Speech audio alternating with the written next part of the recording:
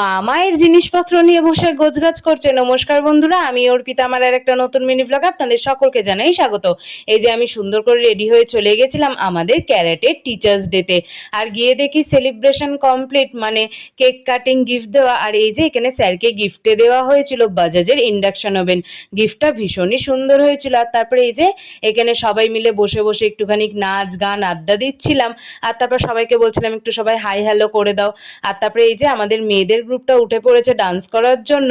আর আমার যেহেতু পায়ে ইনজিওর, তাই জন্য আমি আর ডান্স করতে পারছিলাম না, তাই বসে বসেই ওদের ডান্সটাকেই এনজয় করছিলাম। দিয়ে এই যে বড় দেখো কত সুন্দর নাচছিল, আর ওদের নাচের আর শেষই হচ্ছিল না। তারপর শেষমেশ 9:30-10টা নাগাদ নাচ শেষ করে আমরা সবাই বসে পড়ি ডিনারে, কারণ অনেকটাই রাত হয়ে যাচ্ছিল। আর ডিনারে কি খেয়েছিলাম সেটা তোমরা আগের ভিডিওতেই দেখেছো।